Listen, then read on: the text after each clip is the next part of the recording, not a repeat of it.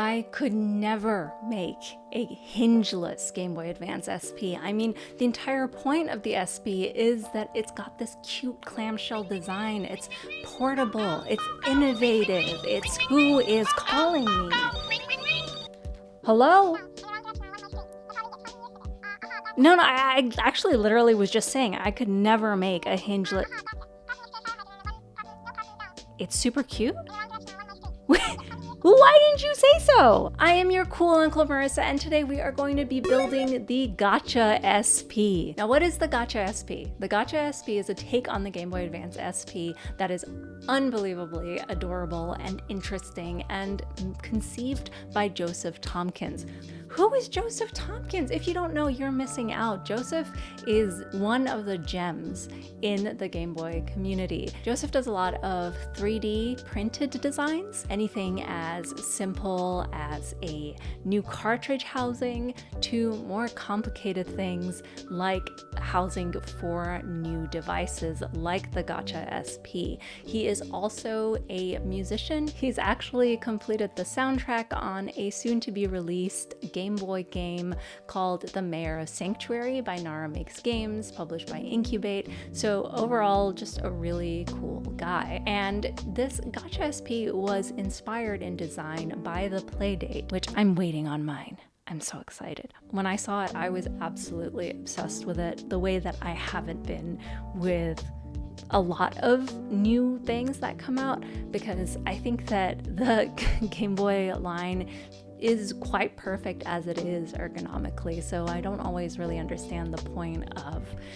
coming out with things like the hingeless SPs that I was talking about earlier. But this mad lad went and made this device a reality. The current version, which is the one that we're going to build in this video, is actually with Retro Game Evo, who's another member of the community. His name is Jonas, and he does a lot of skins and builds, and he went and he built a button board for this device, a custom PCB that attaches to your Game Boy Advance SP PCB. All of that goes into this 3D printed shell by Joseph.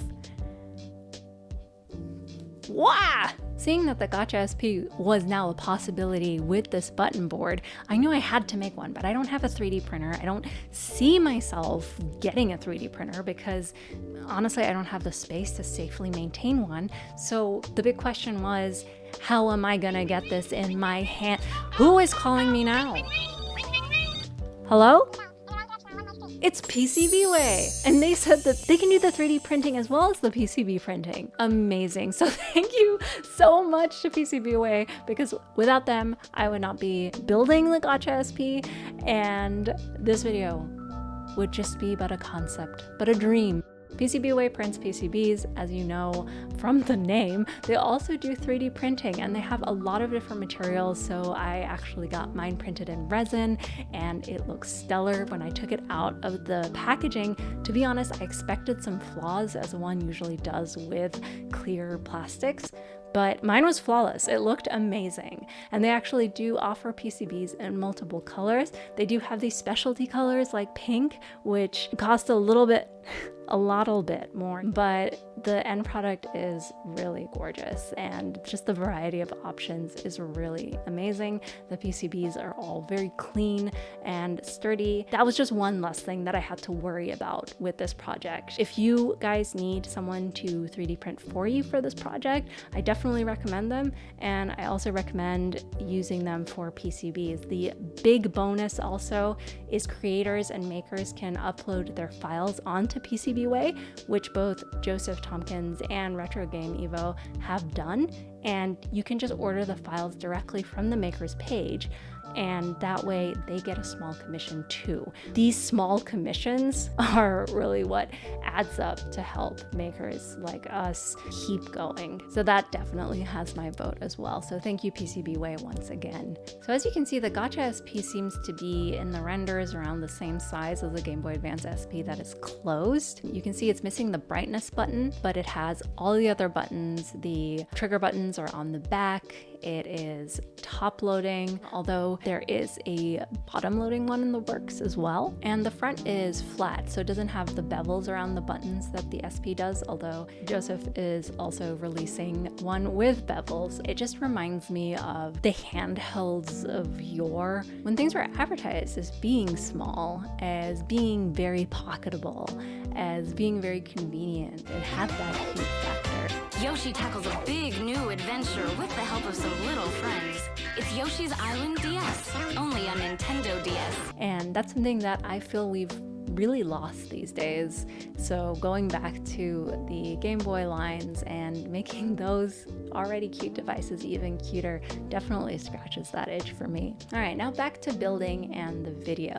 So first off, this video is going to be a little bit different. It's not going to be a pros and cons post-build thing, because this is probably the most DIY project that I've worked on. There's just the matter of it's still being a work in progress. When I got my version 1 delivered, shortly after, Joseph released another version which actually has speaker holes, and you can use this sort of square speaker. I have a few actually, because if you are familiar with the Miu Mini speaker upgrade, it drops into that. And as I'll talk about more in depth after this, there are going to be further revisions to come, and both Joseph and Jonas were incredibly open and communicative with me, so I really felt like it was a collaborative effort. Some of the things that I discovered in my build have also been taken into account, and hopefully we're going to get another revision soon that will address those things.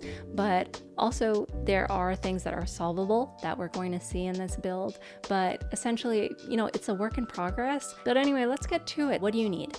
First, let's go through our materials from PCBWay. So I've got the button board with a pink solder mask, and we have our 3D printed parts. This is the middle of the sandwich. You can see the slots for the wires and the screen's cable. And this is the front of the sandwich with the cutout for the display and for the buttons. You can also see the raised ridges for the membranes. We're going to be adjusting those. From our own kit, we obviously need the SP motherboard and the back of an OEM style shell. We also need a display. This is the Funny Playing version 3 display. We need switches. These are 4.8 millimeters and 0.8 in height. Of course, we need membranes, and of course, we need buttons. And don't forget your screws and your shield. Other than that, you need your soldering equipment and you need wires. Now, my first go, I just used all blue wires and it gave me an absolute headache, but I did have to rewire it, and at that point, I bought a couple of different colors. So make sure you have different colored wires.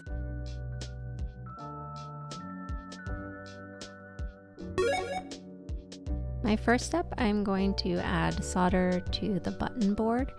It's okay if they are more balled up, because you're going to be dragging the solder onto the switch legs.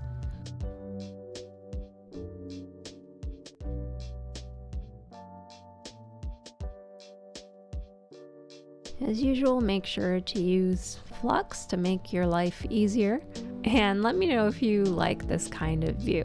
The microscope has been very helpful to me, but it can also record. I definitely get self-conscious when my soldering is less than perfect, but if you guys enjoy it, I can continue to add these types of clips to my videos. At this point, we can go ahead and put the switches on. Make sure that they're oriented vertically and not horizontally. If you're using these specific switches, you can always use a multimeter to check and make sure they are the right way up.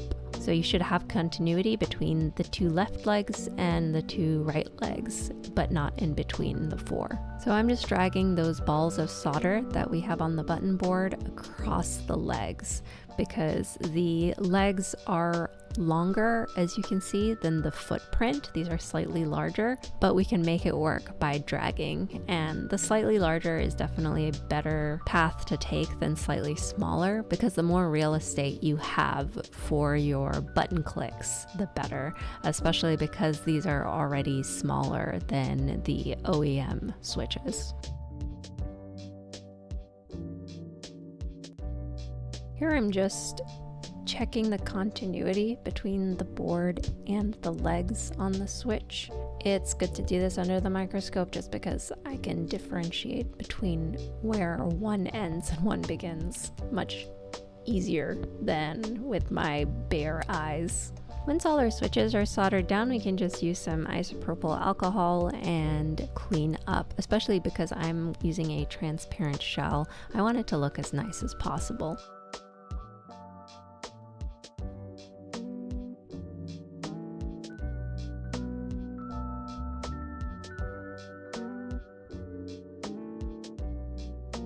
In terms of the wires, there's two ways that I tried it. This was the first way, which was putting the wires through the board first and then attaching them to the motherboard. I did not prefer this. What I ended up preferring was putting the wires on the motherboard first and then wiring them through the button board. It was just a lot easier to deal with, especially because you need to have that middle and you're sort of playing with not wanting to pull the wires too hard and also not wanting to accidentally hit the middle shell with your soldering iron. I was talking to Joseph about how it would be so incredible to have like crimp connectors for ants for a project like this. That's actually how I have my RGB mod on my CRT, is through crimp connectors. But unfortunately, the ant market is too small and they haven't yet to make electronic parts for ant hobbyists. Here's a close-up look at the board and my soldering wires onto it. Again, I like to have the solder be a bit of a blob, and then I can push the wires in. Using all blue wires everywhere was absolutely maddening. It was like, who did this? Was it Satan? No, it was me. I did this.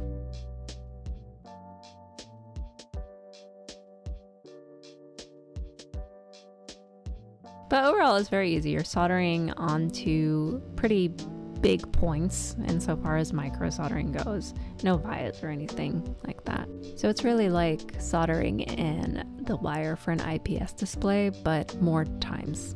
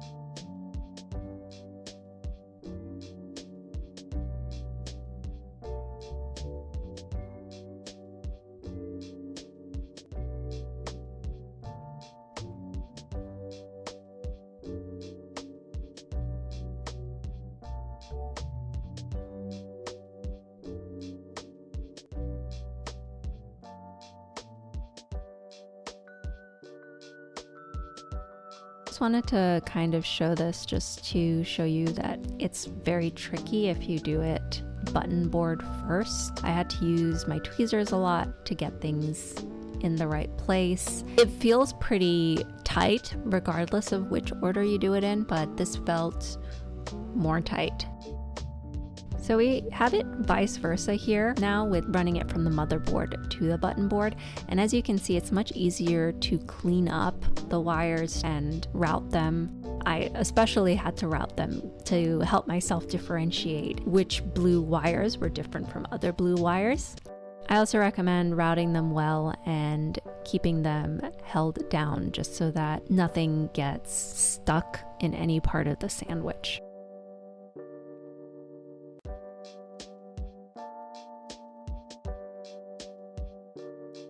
As you can see, the slot where you run the wires through is very clear. It's very well designed and well placed. And from there, you just run them through the correct holes on the button board. In my latest iteration, I actually braided some of the cables together before running them through the button board for extra stability and just extra cleanliness. Obviously, if you're going to braid them, make sure that there's no cuts in any part of the wire insulation, otherwise you will risk a short. I'm using a wire stripper to, well, strip the wires. I used to hate myself apparently and use a wire cutter or an X-Acto knife, which was tedious and imprecise. You could ostensibly just burn the tips off with your soldering iron, but since I'm using a clear build, I don't want any burn marks or anything ugly, so I can't really afford to be a bad boy. And then, you just need to do some basic through-hole soldering, and once everything's in, we can use the wire cutters to clip off the tips. And as our friend Archer says, just the tip.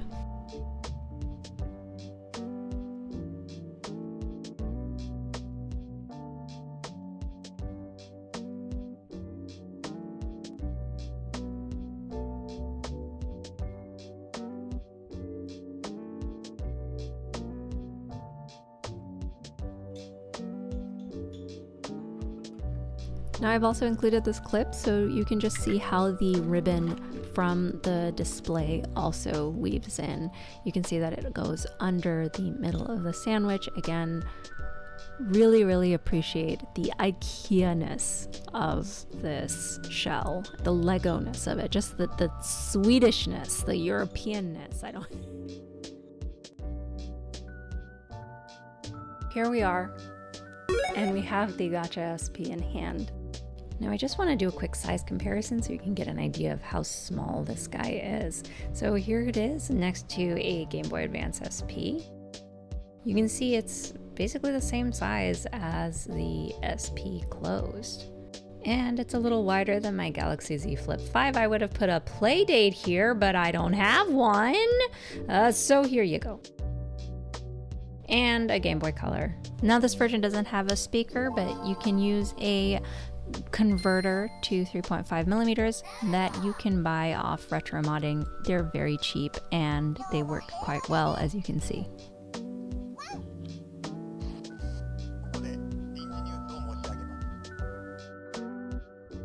There's quite a bit that I want to talk about. This clearly, was not a how-to video. I never intended for it to be. I think if you need a how-to video on something like this, that's super step-by-step. I don't think it's the project you should be starting out with, but I do want to kind of fill in the gaps because there were absolutely times where at one point I just found myself on the floor using my chair as a table and I couldn't remember how I got there. So this is one of those things that the great thing about it was that initially it was very straightforward. Everything fits together really well, like Legos. And kind of like Legos, it can seem super easy because everything fits together so easily, but you do come across some problem spots. And so I just want to go through those problem spots, and that way you guys can know if you're building this, what might be an issue that comes up for you, or what's something that the creators are aware of and are working on, and how you can address them now while waiting for future iterations to come out. So my very first issue was with the switches. Doesn't use the original SP switches because they are too short. These aren't switches that I think are super common, and neither is the height for switches of this size. 0.8 millimeter is the minimum height, but once you try to get higher than that, I couldn't find anything that was this kind of switch. Another issue with the switches was that they weren't aligned perfectly on the board to the membrane. So what I ended up doing was soldering the switches on one by one and putting a clear membrane onto it, and from there figuring out how off-center the switch could be. And none of the switches were able to be perfectly center. That did help a lot in that now I don't think any of the switches are significantly worse than the others. I also personally don't love the switches and how loud they are and how much force they take. But at the same time, there is something satisfying about that, and I think because this is so DIY, that's really something to lean into. I was talking with Jonas about the choice of switches, and apparently the market for microelectronics in the UK is less than ideal, so the options are pretty small. But I was also telling him how me in the US, looking at US websites like DigiKey and Mouser, as well as Chinese websites like AliExpress, I couldn't find anything else. There seemed to be only one 0.8 millimeter type switch, and it was the one that I used. So in a way, I honestly find it very commendable. The fact that he managed to find the one switch that works really shows that a lot of thought and work went into this. Also, a stupid mistake on my part was the first time I soldered the switches, I soldered them in the way they fit best, which was horizontally, completely forgetting that switches actually have correct orientation. One thing that no matter what happened, the issue persisted with the switches is that the start and select are quite sunken, but that's a cut I'm sort of willing to take because how often do you use start and select in a game? It's just to start, to pause, menus. It's the D-pad and A and B are my primary points of concern. Now moving lower than the buttons is where the membranes are, right? So the membranes also needed adjustment. So I found that the start and select membrane works best for the A and B pads. No modification needed. For the start and select buttons, they also use the regular start and select membrane. However, I cut those in half so that they're just sort of two circles. The D-pad needed the most modification. So we actually went through a few rounds of modification because my very first time successfully soldering the switches and putting it together, my button board was really far away from the buttons themselves, and they all took a lot of force to actually work, so something was clearly wrong. It turned out that Joseph has really cleverly hidden some of the inner screw posts, so I hadn't screwed the PCB to the front of the sandwich. That speaks a lot to his talent as a designer. So that did help to an extent, but I was still having to use a lot of force, again, especially on the start and select, which not so much of an issue, but especially on the D-pad. And that is an issue because I actually tried playing and walking and moving was painful on my thumb, and then playing a Potris, I wasn't able to move my blocks fast enough, so it was clearly impeding. So I talked more to Joseph, and he basically gave me suggestions on adjusting the height of the top of the sandwich. So one thing that I did was the membranes. So I cut the ridges from the D-pad membrane, and I also cut the part that hooks onto the front. Even though Joseph did put this little hook, it was actually impeding things. He also told me to trim the front of the shell. So the posts where the membrane usually hooks onto around the D-pad, around the A and B, I trimmed those with a pair of wire cutters. And I also trimmed the frame right here. And I cut off that post where the D-pad would hang on to. And that made a huge difference, and it's actually playable now. That is something that I understand Joseph will be revising in the future versions. So I would suggest, especially if you're not printing at home, to wait for that. If you have a colored opaque shell, you're probably fine to trim them and keep it if you just don't want to wait for a new revision. But because this is transparent, you know, it doesn't look great right now. And those are also the only things that I think need improvement. Another thing just to note, I just want to make some notes as we go through the layers. Another thing to note is that the screen is controlled by the brightness button, right? Well, you know, we don't have a brightness button on this. So you'll want to set whatever brightness or effect you want when you're inside the PCB with the brightness button on the board, and then close it all up. I have it on like a medium brightness with retro pixel mode.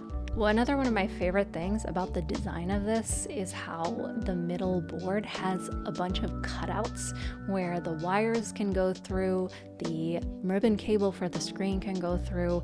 It is just incredibly clean. It's so well designed. I didn't need an instruction booklet to put it together. The instructions that I did need were, I mean, honestly, because I missed these screw posts because they were so well designed. From a design point of view, it's pretty flawless, and I think that with the edits that are going to be made to just make the buttons more comfortable, I think it's going to be one of the most beautiful takes on a Game Boy.